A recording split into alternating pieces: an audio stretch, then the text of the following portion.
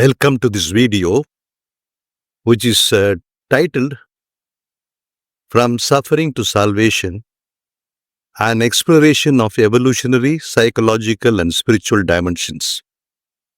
This is a two-part video. In the first part, we shall look at in detail the three aspects or three dimensions of the relation between suffering and salvation. This could be an apt introduction to the Holy Week in the Christian calendar, which started today. So with this short introduction, we will look at the details in the following presentation. Why should there be a suffering for any redemption or salvation?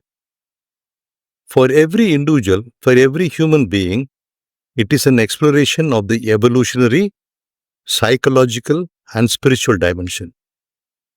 The journey from suffering to salvation is as ancient as humanity itself, woven into the fabric of our existence. It is a narrative that spans cultures, philosophies, and belief systems, echoing the universal quest to find meaning amid pain and adversity.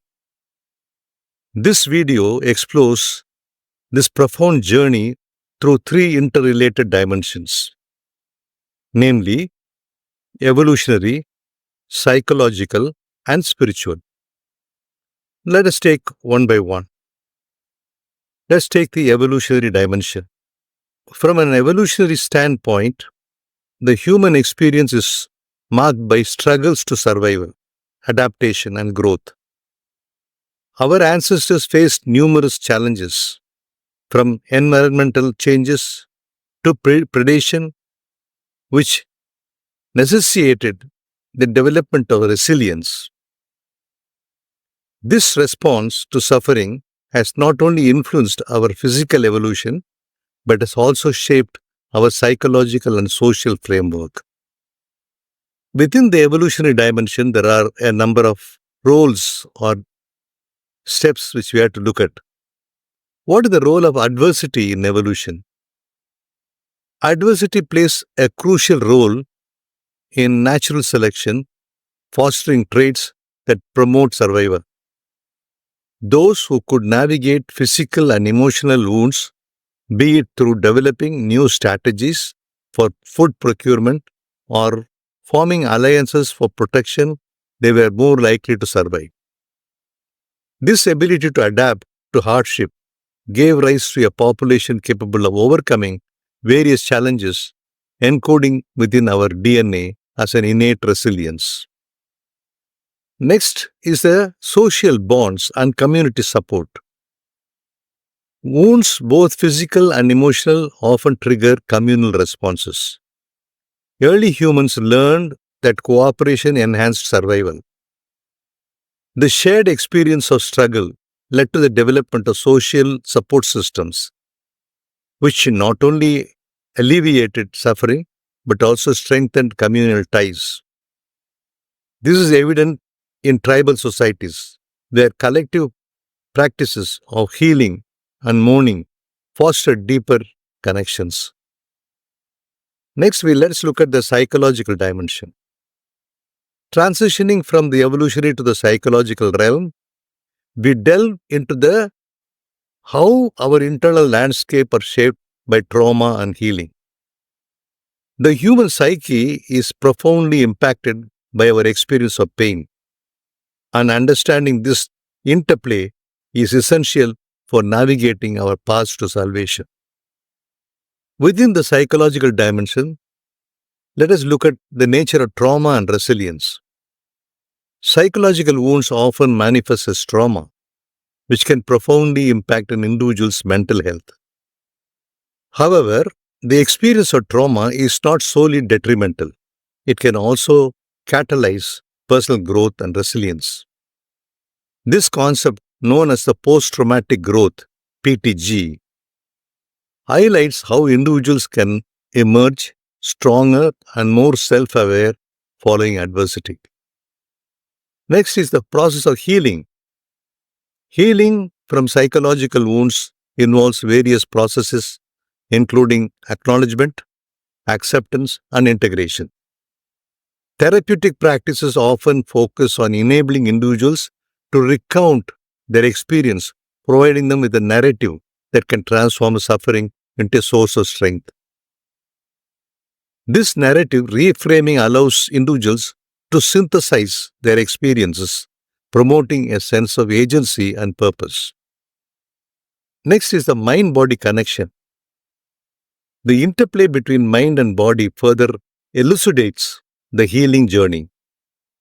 Psychological wounds often manifest physically, revealing the interconnected nature of our experiences. Mindfulness practices such as meditation and yoga have been shown to alleviate the impacts of trauma, fostering a holistic approach to healing.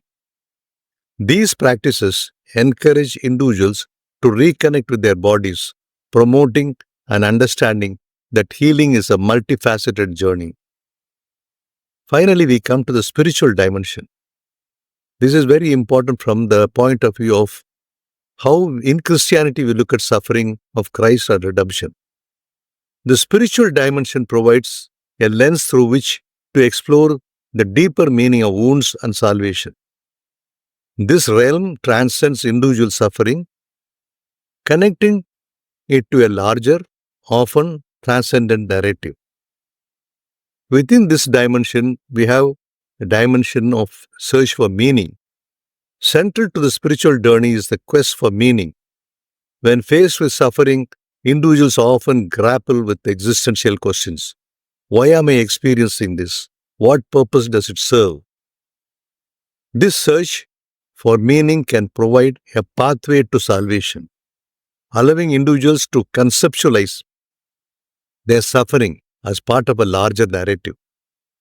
Various religious and philosophical traditions emphasize this aspect, often proposing that wounds can lead to enlightenment and spiritual awakening.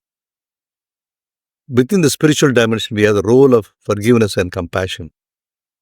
Forgiveness is a powerful act within the spiritual context, offering a means to heal not only personal wounds but also communal rifts. Here at this point, I would like to call the words of Jesus on the cross. Forgive them, for they know not what they do. This overall, all-encompassing forgiveness is a reminder that every one of us, we have to go through this process of forgiving. Spiritual tradition often emphasize the importance of compassion not only towards others but also towards oneself. Through compassion, individuals can navigate their wounds with grace, transforming pain into a source of empathy and understanding. It also generates a community of believers. Spirituality often fosters a sense of connection with others, creating a community of believers who share similar struggles. This communal aspect offers solace and support, reinforcing the idea that we are not alone in our suffering. The rituals and practices within these communities provide framework for navigating grief, loss, and healing together. This is exactly the necessity for rituals of the Holy Week to make sure that we become a part of the process,